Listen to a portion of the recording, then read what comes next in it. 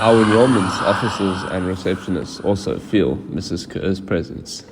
Many of them state that they can hear her frequently walking down the hallway, but particularly after hours when there is no one else there. When one of our staff members first started working for the school over 9 years ago, she would often be still in her office around 6 p.m. Many times she would think that she could hear someone in the hallway outside her office, leading to the back door of the building. The staff member would get up and look out her office door, but there was nothing to be seen. She would go back to her desk and start working, only to hear the noises again. Of course, every time she peered out her office, there would be no one there. After a while, she decided that she would prefer not to be in the office alone, and she made sure that when everyone else was leaving, she made her exit as well.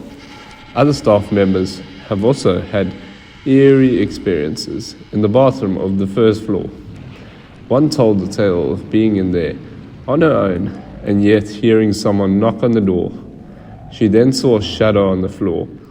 Although she was scared, she wasn't afraid, which sounds contradictory, but also makes perfect sense in a way. When our medium visited, she was drawn to the hallway in the administration block, where she could feel the presence of an older lady. She laughed and said that not only was she a stickler for punctuality, but also for family time, and would get cross with staff who stayed too late at the school. When the medium walked the hallway, she stopped at the end of it and touched the wall. The accompanying staff member was fascinated. She was holding an iPad, recording the medium's discussion with the spirit, and although with the naked eye there was nothing there, on the iPad there was blue orbs all around the medium. The staff member asked why Mrs. Kerr would be in this building, considering it was built in 1989, some 50 years after her death. The medium asked where the bricks to the old building were. This took the staff member by surprise, as she knew that this was the first visit to the school by the medium.